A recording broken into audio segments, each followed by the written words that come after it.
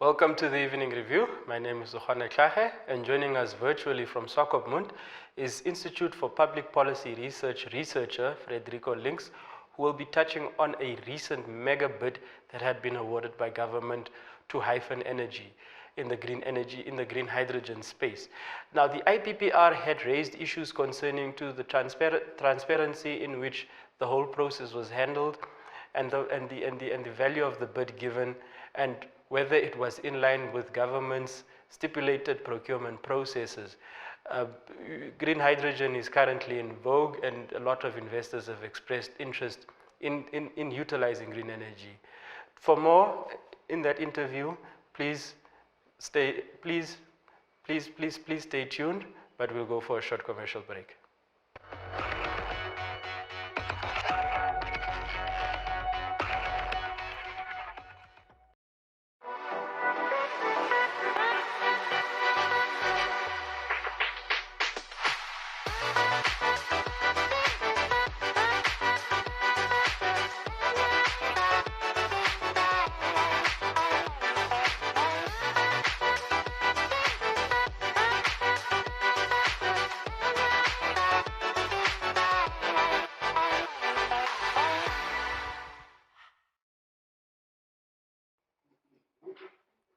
Welcome to the evening review, Mr. Links. How are you? I'm good, Ohone. How are you doing? I'm fine. The IPPR recently raised alarm bells regarding the manner in which the green hydrogen bid had been awarded to Hyphen Energy. What is usually the norm when highly valued bids like this awarded to companies?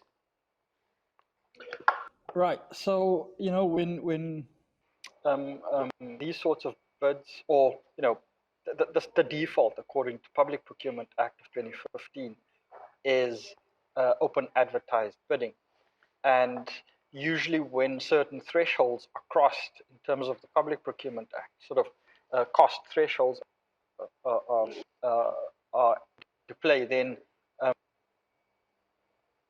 such handled through the Procurement Board of Namibia. So, so our were basically, this particular procurement action happened through a request for proposals, and why was this specific method used? It was one of our questions that we asked, and because if you're going to use a method different from the open bidding method, the open advertised bidding method, then you have to justify why that specific method is used, and that's what the Act allows. If you do use another method, such as request for proposals, it's clear that you have to provide a very clear and detailed justification for why that method is used. So so it's been over 4 months, almost I think 5 months already, that with this specific, contract or bid award was announced, and there was a sign in at the end of last year, and yet um, we don't know, sort of the bare minimum details about what transpired during um, this procurement action, and this is where we raise, sort of step into the topic and say, what, this um, almost 5 months later, there should really be more information available about how this procurement action transpired and led up to the awarding um, of this contract. The Hydrogen Commissioner wrote back to the IPPR justifying that the process that it followed, and that the Minister of Environment was given discretion to go ahead with the process. What do you make of that response? Well, I haven't received the response from the Green Hydrogen Commissioner. I'm not aware of IPPR, anybody receiving a response. That's part of the issue. I mean, we did request this information in early March, and then we sent a follow-up information request in mid-March, and to date we haven't received a response, an official response from the Green Hydrogen Commissioner James Mupe, or the Office of the President, or anybody connected with this with this with this specific procurement action, which is part of the concern. I mean, why are they not responding to requests for information around this? So your question was about this this justification used, Minister of Environment and so on, and various, and I understand the Environment Commission, and in the article that I've seen published in Namibian and in Namibian Sun, there are mentions of the the various environmental law and policy and so on. According to legal opinion we've gotten, these laws, this law and policy, do not supersede the Public Procurement Act. So, and I mean, we fail how this has an impact on the method used and on the how this bid was handled, because this was a request for proposal, something that is in the Public Procurement Act. So clearly the Public Procurement was used.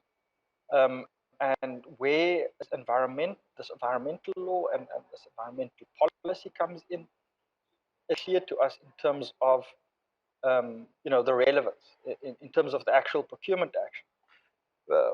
We can see how they come into play once the contract has been awarded and the contractor needs access to protected areas in the south of the country, in the southwest west of the country. That's what this law and this policy speak to: authorization and access to these protected areas. They don't speak to the specific procurement action. So I mean, we've sort of reached out, and we still want an explanation. If this is the justification being used, then it needs to be clear in official documentation, in an official response, which, by the way, we haven't seen. We haven't seen an official response on an official letterhead from the Office of the President with the Green Hydrogen Commissioner's signature on it. We've seen a comment. We've seen things reported in the newspaper. So I mean, we haven't seen an official response.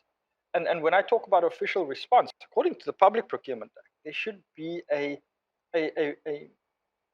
summary report posted to the various entities, the entity that contracted and handled this process.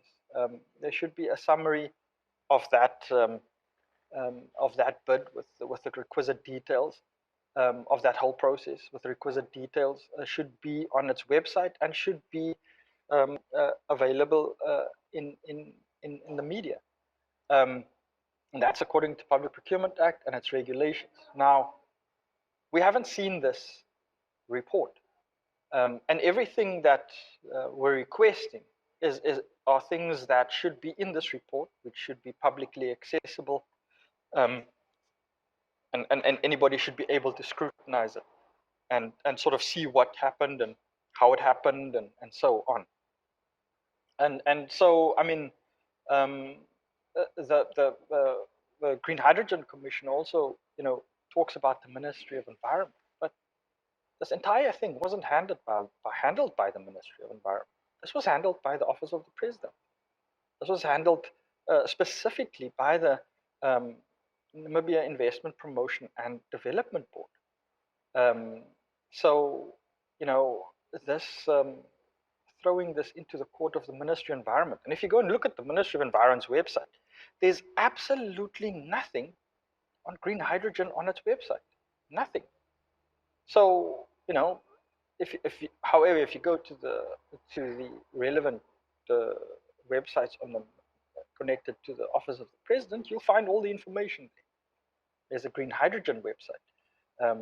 There's information available through the NIPDP, PDB, the Namibia Investment Promotion and Development. And the contract that was signed in late 2021 was signed by the NPC Director General, National Planning Commission, which is in the office of the president. So where the Ministry of Environment fits into this procurement action is not exactly clear to us. So that needs to be explained, and that explanation should be in the report, which should by now be publicly available. Then I want to know from your end, there seems to be a lot of interest in green hydrogen, and Namibia is positioning itself to benefit from this. What does this do to the confidence of investors to participate in procurement processes going forward in other projects that would be availed by government? That's the question. How this is handled, how transparent these processes are. In the end, how lawful these processes are, how compliant with local legislation processes are. It's a reflection of the rule of law in Namibia. When investors, when foreign governments, when multinational agencies look at Namibia and they look at things like these major procurement activities. To mention, since we're talking about procurement, there are various other areas and sectors we can talk about and raise similar concerns. But just in terms of the specific procurement action, you do want from the beginning a large initiative such as this, which as we quote in the report, has been as the largest tender in Namibia's history. So you do want from the get-go an action such as this, procurement action such as this, to be above suspicion. You do want it to reflect a best practice in terms of the relevant legal frameworks, and you want the best possible optics to come out of this, in terms of the image that you're presenting to the rest of the world as you kick off this major initiative. On that score, we've just been left with more questions than answers, and I think that goes for just about everybody who looks at this thing and asks reasonable, rational questions about how this transpired and what transpired and so on. This for me, the lack of transparency is really, really unnecessary, and it unnecessarily taints this project, which really wasn't necessary, which really is sort of something that you wonder why not just release the information as per the law, demonstrate that the rule of law is working, that this has all been done according to set rules and regulations, and everything is above board, So this is not, as I said, the optics aren't good from where we're sitting at this point in time. Mr. Links, I have one more question for you before we close off, but would quickly like to call for a short break, so please do stand by.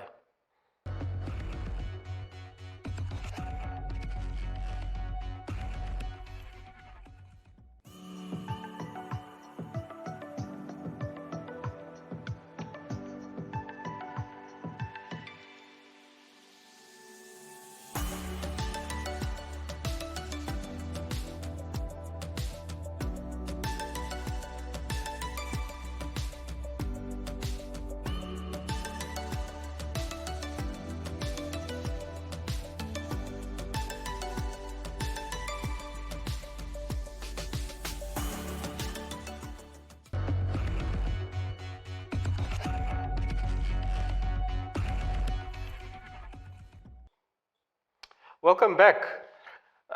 What is the way forward? What is the best way forward that you could suggest government go about the procurement of green hydrogen to bring back that confidence in government's procurement processes? Well, I think, I mean, it's not too late to just, you know, make the bid evaluation, the summary of the bid evaluation report available publicly as per the law.